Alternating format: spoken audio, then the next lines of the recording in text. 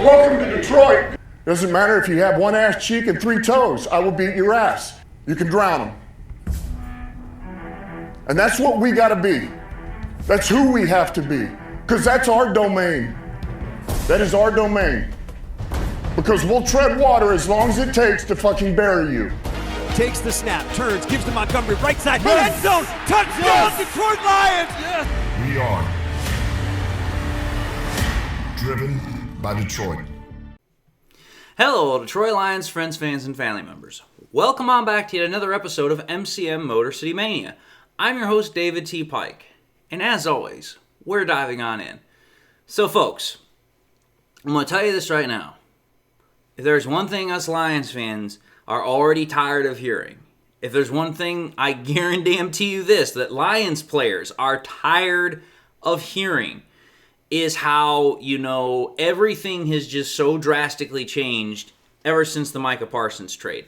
Everything has changed in terms of the fact that the Super Bowl contenders now include the Packers, that the Packers are now the heavy favorites or the much more likely favorites to win the NFC North. It's like, listen, I've said it multiple times. I get it. The Packers, they traded for a really, really great player in Micah Parsons. And you know what? This is part of what goes on in the NFL. Whenever teams make big trades like this, and it's for a big-time player like a Micah Parsons, all anybody wants to focus on is how, when you make a player trade like this, it means that you're going for a Super Bowl. When you make a trade like this, it means that now every talking head, every narrative creator, every storyline creator, they're all going to say the same thing. Because of this one particular move, this now means that the Packers, or whatever team might be, is going to have a chance to, not only win the division, or a better chance of winning the division than what they already had, or they're going to have a chance to go to the Super Bowl or have a better chance of winning the Super Bowl. It happens every damn year. And don't get me wrong, I understand why it happens. I understand why these storyline and narrative creators do that. Because it generates conversation. It generates talking viewpoints. It generates, people wanting to tune into shows and people wanting to, watch stuff. I get it. I understand it. But I'm going to tell you this right now. If every single trade, as far as a massive trade, actually resulted in literally 75% of what talking heads and what narrative creators and what storyline creators actually said it was going to do, then you know what? There'd be no chance and there'd be no reason as to why the game of football is even still played. Because then everything that they say is going to supposedly happen. But I want to tell you this right now. That's not going to happen. I'm telling you this right now. Micah Parsons being traded to the Packers, is it going to have an impact? Yes, of course it's going to have an impact. A player of his caliber, it's going to have an impact. But the type of impact that people are trying to make it out to be in regards to what it means for the Detroit Lions, what it means for the Green Bay Packers, what it means for the division race, what it means for the Super Bowl race, that's not going to happen. And I'm going to tell you why. The reason why it's not going to happen is because the Detroit Lions are one of those teams where it's like, again, it doesn't matter what your narrative is. It doesn't matter what your storyline is. It doesn't matter what your reasoning is. It's not going to change how they address things as a team. It's not going to change how the players address themselves when they're playing during a game or when they're going throughout the entire course of a season. Because they themselves realize this. And I'm going to tell you this right now. This is an age-old adage that has been around since the dawn of time. One man is not going to change everything versus an entire group. Think about this right now. Me being in the military, if I add one really, really special soldier to a group, okay, yeah, that's going to make a difference. But is it going to make the rest of the group better? Not necessarily. Is it going to somehow make us into this elite group, this elite fighting force? Not necessarily. All it means is, okay, we have a group of guys, and now we've added someone really, really special to that group, and now we're a little bit better than what we were. Now, here's the problem. the Packers are not an elite team without Micah Parsons. And even with Micah Parsons, they're not an elite team. It would have been one thing if Micah Parsons had gotten traded to the Detroit Lions. And again, I'm not having that conversation to start anything. I'm just using it as an example. If Micah Parsons had actually gotten traded to the Detroit Lions, now you're having a different conversation altogether. Because, let's think about it here. The Detroit Lions are an elite team.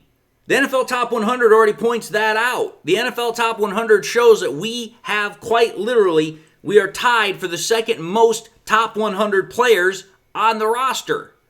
So it's like, okay here, if you'd added him to our roster, then absolutely yes, it would have made sense. And I'm not saying that just as a Lions fan. I'm saying that because it's like, listen, take a look at all the freaking players that we have on our roster. Linemen, defensive linemen, linebackers, cornerbacks, edge rushers, quarterbacks, wide receivers. We have an elite player at every single freaking position group that you could possibly imagine. We have one. It does not change no matter what group you go to. The Packers, on the other hand, that's not at all the case. It is not at all the case. So for me, it's like, okay here. I get why people are having this conversation, but it doesn't change anything. But outside of that example that I just gave, the reason why it also doesn't change anything is because the Detroit Lions are going to surprise people. They're going to shock the NFL in the best way for us Lions fans possible.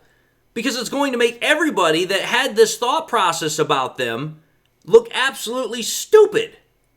Because let's understand, again, why this whole thought process has come into existence in the first place. Everybody wants to say that because of the Micah Parsons trade, the Lions can no longer be considered the top dogs in the NFC North or one of the top dogs in the NFC because, when you add an elite edge rusher like Micah Parsons to the Packers and the Lions have had all the stuff that's happened to them over the course of this offseason with their offense, that means that they are not going to be able to stand up to what's going on. And again, why is this conversation happening? Because of what's happened with the offensive line and what has happened with the offensive coordinator. I'm telling you this right now. Never before in my life have I ever seen so many people had so much to say about an offensive coordinator change that's the sole reason for like 90-95% of why people are constantly going against the Detroit Lions. Like, that's all anybody's talking about. And it's like, listen, the fact that so much emphasis, so much high praise, so much high viewpoints have been placed upon Ben Johnson as the reason why this Lions offense is just all of a sudden going to fall apart is just absolutely ludicrous. Because it's like, we've already heard this diamond dance before when it went with the Philadelphia Eagles last year before they went and won their Super Bowl. New offensive coordinator, new defensive coordinator, new starting center, the whole same damn thing that the Lions are going through right now. And, that's right, they still went to a Super Bowl. They still won a Super Bowl. Now, I know some people are going to say, well, David, you guys aren't the Philadelphia Eagles. You guys don't have the same defense. You guys don't have this. You guys don't have that. The point of the matter is, whether or not you want to agree with me on this, it's the same damn set of circumstances. Whether or not it's the same players, that's irrelevant. It's the same damn set of circumstances. Because let's understand this. This is virtually the same team that, that's right, if not for the injuries, we'd have probably gotten to a Super Bowl last year. Say what you want, but we probably would have. This is the same team for the most part that in 2023, because of, again, the continuity that we have, we got to within a whisker of going to a Super Bowl. So over the last 2 years, we've literally been this close to going to a Super Bowl, if not for the fact of, you know what? The defense wasn't quite ready in 2023, and it showed in the final half of that championship game. In 2024, the defense probably was ready, but we got hit with an injury bug like you never would have heard of up until that point. So yeah, I understand where all this is coming from. But much of the narrative that the Lions have had for this upcoming season has been focused on the offensive line and the offensive coordinator not being the same. And that because of those two things together, the Lions are not going to be able to somehow retain their explosiveness and prowess offensively after losing Ben Johnson, after losing Frank Ragnow, after Zeitler's not there anymore, and that there's so many questions surrounding the offense because of all these things. But I'm going to tell you this right now. The reason that I have so much confidence in this, in why the Lions offense won't regress, but I actually think it's going to further progress is because while these changes have occurred, it doesn't necessarily mean, in fact, I will say this, almost definitely doesn't mean that things are going to change. Because if you want to think about it from an inside perspective, yeah, not having Frank Ragnow hurts. Not having Kevin Zeitler hurts. But it's like, take a look at who's filling in those spots. Oh, that's right. You have Graham Glasgow, a guy who is extremely smart. He is a savvy veteran. We've literally heard Coach Hank Fraley say it. We've heard freaking, all the other players say it. Jared Goff have said it. They're like, listen, he is going to be more than just fine filling in for that spot for this year because of all that he brings to that position. When you think about it with Kevin Zeitler, yeah, Tate Ratledge is a rookie, but he is a much different kind of rookie than what most offensive linemen are. This guy is big, he's physical, he's absolutely freaking smart as hell. And on top of that, let's bear in mind here, it's not like he's a rookie by himself on this offensive line. He's got literally Penei Sewell to his right shoulder, and he's got Graham Glasgow to his left shoulder. You want to talk about being put in a position as a rookie to where, hey, you've got an immense amount of help on both sides of your shoulders to help you out? That's not a position that most freaking rookies find themselves in. And then when, again, you think about the fact he has Hank Fraley as his coach, you think about the fact that we have the offense that we have, again, it's not the same thing. So I understand why the outsider perspective is the way that it is, being very negative, being very pessimistic. But I feel that what most people don't fully comprehend is how immensely good the offense truly is, despite the changes. Because let's think about this, folks. Everybody wants to talk about the damn offensive line and how, this is different, that's different. Well, I'm going to tell you this right now. It's not really that different. It's not really that big of a difference. Why? Because, correct me if I'm wrong here, but I know I'm not. Go back to when this whole thing got started, and I'm talking about Campbell, Holmes, Goff, the whole nine. Go back to 2021. Y'all remember the revolving door of offensive line rotations that we had? They were ridiculous. It was especially ridiculous in 2001 and the early parts of 2022. But here's what you're really going to find funny. Every single year that Goff has been the quarterback, we have had a different starting offensive line rotation. Every single year. Because you go back to 2021, Frank Ragnow was out for about, the majority of the year. So then what happened? Evan Brown shifted in and played as center. Then we go to 2022, we get Ragnow back, and then Evan Brown shifts back out to right guard. Then in 2023, it completely shifts again. Now we don't have Jonah Jackson because he's bolted to go play for the Los Angeles Rams. Evan Brown is gone because I think he either went to play for the Cardinals or the Seahawks. And so what happens? Oh, that's right. Now we have to bring in two new guards, if I recall correctly. Oh, that's right. We had Graham Glasgow, and then we also had, I'm trying to remember who was the guy in 2023. That could have also been Jonah Jackson's last year. I don't remember. But the point of the matter is, that changed as well. 2024, oh, that's right. Evan Brown, like I said, he's gone. So then now you have Graham Glasgow, who goes to the left guard. You have Kevin Zeitler at the right guard. And now, once again, it's changed yet again. Every single year there has been somebody that is not starting at some position. And I did forget this. In 2023, if I recall correctly, and again, I'm pretty sure I'm right, but Taylor Decker didn't play the beginning of the season because he was dealing with an injury for a couple of weeks. So again, every single year we've gone through this, the offensive line doesn't have this. The offensive line has to change this. The offensive line has a new player filling in at this position. It doesn't matter. We've gone through this diamond dance, this same rodeo every freaking year. And let me just put this out there for you. If you take a look at the five starters that we have across the offensive line, which is Decker at left tackle, Mahogany at left guard, Glasgow at center, Ratledge at right guard, and Sewell at right tackle, and then you take a look at what their pass grade and block grade was either for last year with the Detroit Lions, or, as is the case with Glasgow, what his pass block grade and what his run block grade was the last year he was a full-time center. Or you take a look at what Ratledge's grades were when he was in college last year. Man, oh man, do you really get an interesting picture. I'm going to put it up on the screen. For Decker, In last year, he was the 25th best tackle in terms of pass blocking grade. He was the 22nd best left tackle in terms of, regular tackle in terms of run blocking grade. For Mahogany last year in spot duty, he was the 4th best guard in pass blocking. He was the tied 10th best run guard in run blocking. Glasgow in 2018, the last year he was a full-time center, he was 13th in pass blocking and 8th in run blocking. Ratledge last year in college was the 31st best pass blocking guard, and he was the 72nd best run blocking guard. Now again, those numbers don't look that great, but also understand college has an immense larger pool of talent and an immense larger pool of players that are rated. So just keep those numbers in check when you think about that.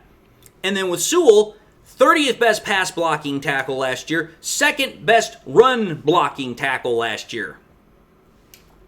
What those rankings ought to show you is the importance of the veteran presence in the middle from number 1 Glasgow, but also on the bookends in terms of Decker and Sewell. What that means is that those two guys in the middle, Mahogany and Ratledge, they are going to have veteran experience on both sides of their shoulders. It's not like they're dealing with somebody that might be a veteran and is not good, or they're dealing with a young player that's still trying to figure it out with them. They've literally got a veteran presence on every single side that they look, whether it's to their left or whether it's to their right. It's the same thing no matter where you look. And because of that experience, because of that expertise that all three of those guys have in Glasgow, Sewell, and Decker, it's going to develop, it's going to further enhance and speed up the growth of Mahogany and Ratledge. And we've already seen that throughout the course of this training camp, thus solidifying and propelling their play in chemistry that, hey, you know what? That's what makes an offensive line good, is the chemistry, the bond, the ability for them to be able to understand and communicate with one another. That's how offenses work, especially the offensive line. Communication and chemistry. But when you think about it even further than that, it gets even more ridiculous. Because once you start understanding that that's part of the makeup, is that the Lions have had to deal with this every stinking year, and they've had to go through this diamond dance every year, you then start figuring out that, okay, is John Morton that big of a downgrade from Ben Johnson? No, in fact, I think he's an upgrade. Number 1, he understands the offense better. Number 2, he understands the players better. And number 3, he's not all about himself and trying to make trick plays and make himself look good. That's not what John Morton's interested in. He's interested in doing what, number 1, Dan Campbell wants, but also, number 2, what makes the offense work, and number 3, what Jared Goff is comfortable with. All things that Ben Johnson was begrudgingly about when he was here. But when you keep all this in perspective, and you start understanding this, and you acknowledge it, hey, that's how the Lions are going to surprise the NFL. Because a lot of people in the NFL are not expecting the Lions to succeed at all. Or they're not expecting them to succeed as well as they have. In fact, many of them are expecting to, like I said, to falter and regress. But as I showed with the offensive line, not only will the offensive line do fine, it's going to do more than fine. And like I said, this offensive line has gone through this constant rodeo of having, rotations changed all the damn time. And the reason why that doesn't make a damn bit of difference in terms of the Micah Parsons trade or in terms of the fact that we have new guys that are on the offensive line is, oh, that's right, who's the guy that's been behind all this for the last, 4 years, now going on 5? Well, that'd be Jared Goff. Well, think about this, folks. If you think about it from the final 6 games that Jared Goff was in Detroit in 2021, when play calling duties were under Dan Campbell. Remind you, a guy that had never called plays before, had barely just gotten any experience as a head coach. What did Jared Goff do in 2021 for those final 6 games? While Campbell was calling the plays. Not Ben Johnson, not Johnny Morton, not anybody that actually, has done it before. Oh, this is what Jared Goff did. Jared Goff completed 67.7% of his passes for almost 1,300 yards, had a 6.7 average per throw, 11 touchdowns for a 5.9 touchdown percentage per throw rate, 2 interceptions for a 1.1 interception per throw rate, and a 101.8 passer rating. Considering how bad our offense was in terms of the overall amount of talent that we had on it in 2021 in comparison to where we are now, and the fact that, again, Dan Campbell had never called plays. The fact that Jared Goff over the last third of the season was able to put out that kind of production that's miraculous. Because nobody was expecting the Lions to do that in 2021, no matter for how many period of games it was. But yet that's exactly what the Lions did, which is why they finished the last, how do I put this, month and a half of the year on a high note. After starting the year 0-10-1, they then finished the year 3-13-1. So it's like, okay, they actually finished the last portion of the year with a 500 record, which for a team that was absolutely ridiculously terrible in overall talent, that's impressive.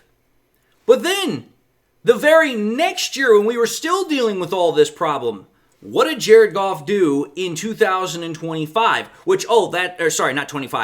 2022, which we had the 5th best offense. That's where I put that 5 in there.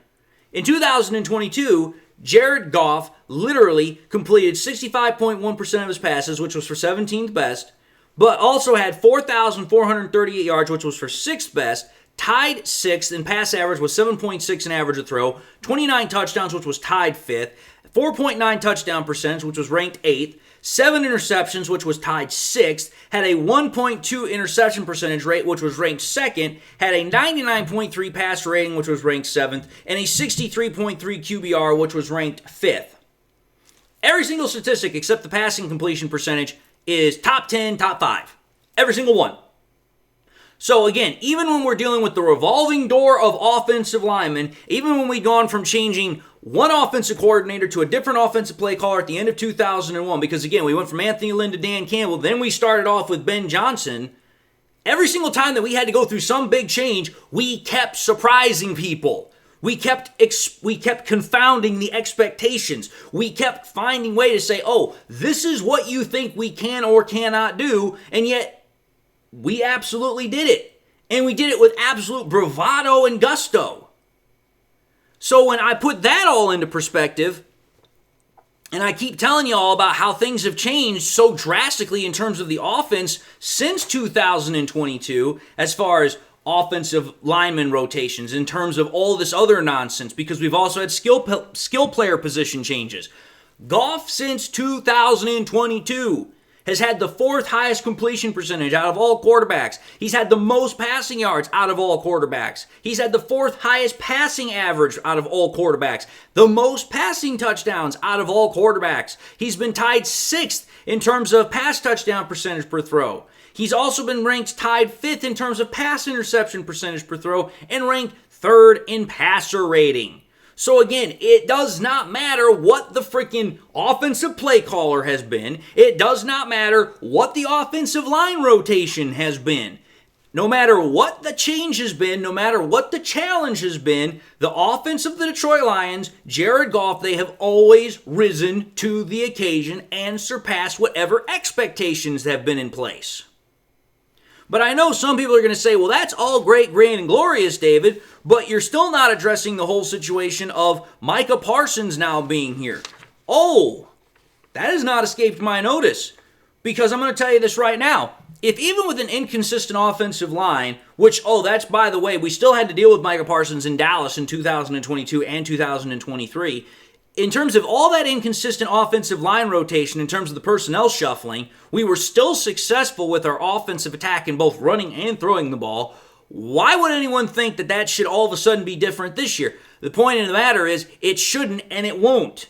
Because, let's think about this. Parsons is going to play for the Packers, obviously. We know that. But what side is Parsons going to line up mostly? He's going to line up on the left side of the defense, which means he's going to line up on the right side of the offense for the most part. Yes, we know he also can move over to the right side of the defense, meaning the left side of the offense. We know that. People shift him around from right to left all the damn time. What they don't primarily do is put him in the middle. But the point of the matter is where he's primarily going to play is opposite of Penei Sewell.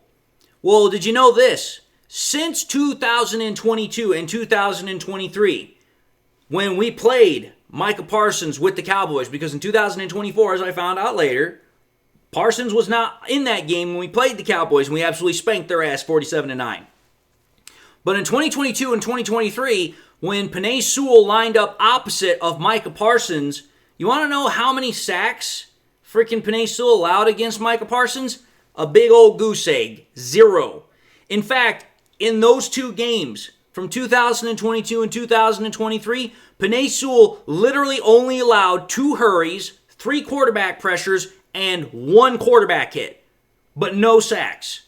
What that ought to tell you in the simplest terms imaginable is that Sewell has held Parsons in check, virtually almost making him a non-existent factor. Oh yeah, sure, he might hurry Jared Goff. He might pressure Jared Goff. He might occasionally get a hit on Jared Goff. But the fact that he's not gotten anywhere close to a sack in literally 2+ years of playing against us, even as Penei Sewell has been progressing from being a rookie to now being one of, if not the best right tackle in the entire business of the NFL, that ought to tell you something. And then, let's think about this in other perspectives. It's not just the offensive line that the Lions can use to keep Parsons in check. Oh, that's right. We also have Sam Laporta. We also have Brock Wright. Both guys that are more than capable of chipping and helping out in terms of on the edge. We also have freaking, David Montgomery and Jahmyr Gibbs, who are really good at being able to provide an extra second in terms of blocking should Parsons decide to blitz up the middle. So again, if Parsons should play, which again, we don't know if he's going to play or not, but it's looking more likely that he's probably going to try at least, again, he is going to be limited. So again, in those limited snaps that Parsons is going to have, do you honestly think it's going to make a difference against Penei Sewell? Do you honestly think it's going to make a difference when we have both, Sam Laporta and Brock Wright chipping his ass away on, the edge? Or freaking if he tries to come up the middle against, David Montgomery and Jahmyr Gibbs? No, it's not going to make a damn bit of difference. And if that doesn't make a damn bit of difference, then what makes you honestly think it's going to make a damn bit of difference over the course of the season? It's not. All it's going to make a difference for the Packers is going up against offenses and offensive lines that are just not that good to begin with. The Lions' offensive line, despite the changes, despite the personnel shuffling, it's still one of the best in the NFL. Why? Because of their cohesion as a unit. That's what happens when you have such a great unit that even though things are changing constantly in and out because of either injuries or people move on or whatever the case might be, the overall product does not change. And if that overall product does not change, then you're still going to get the same damn result, which is why, hence over the last 3 years, the offense has still remained a top 5 offense, despite the offensive line changing. Because think about this, you can have the greatest play caller, play designer in the world, but if your offensive line is crap, you're going to have a hard damn time having a really good offense. You don't believe me? Ask how Joe Burrow's liked the fact being behind his offensive line in Cincinnati over the last couple of years. I guarantee you this, he would much rather have the Detroit Lions offensive line every damn day of the week. So again, I'm not worried about the Parsons effect because our offensive line has been shown that, hey, you know what? Even if we have to change things up front, it's not going to affect our job in being able to keep Goff safe, to keep Goff protected and comfortable in the pocket. And again, as I've also stated before, Goff is one of the fastest processors of information in the NFL and has one of the fastest releases. Parsons is going to find out really damn quickly that just because, oh, you know what? I might be one of the most elite edge rushers in the NFL. It don't mean a damn thing if the ball's already out of Goff's hands. It doesn't mean a damn iota. Just saying. That's how people are going to get surprised by this Detroit Lions offense because they're not factoring in all this other stuff that I'm factoring in. They're just looking at the baseline viewpoint, which is Ben Johnson's not here. You don't have Frank Ragnow. You don't have Kevin Zeitler. And now you have to deal with Micah Parsons twice a year. And oh, by the way, he's going to be dealing with you or you're going to be dealing with him for the very first game of the year come this Sunday. That's a very, very shallow viewpoint. And trust me, it's one that absolutely is very lazy thinking. Hence the reason why I've railed against it as much as I have. But, in any case, I've come to the end of the episode, so I just want to say thank you all for watching in another episode of MCM Motor City Mania. If you like what you saw, by all means, I highly encourage you all to watch the next episode. If you like the content, I hope to gain your subscription if I'd not yet done so already. But if you subscribed just now and you forgot to do so, or you subscribed in the past and have not yet had a chance to do so, I want to highly encourage you all, please, make sure you hit that bell notification icon so you guys never miss any more content that I push out. Hope you all are doing well. Hope you all got something in life that makes you happy, makes you smile. I know tonight I'm going to be watching the Philadelphia Eagles and the Cowboys because because, oh, that's right, we do play the Philadelphia Eagles this year, so I want to see how they perform. But until the next time we meet, I just want to say God bless and go Lions.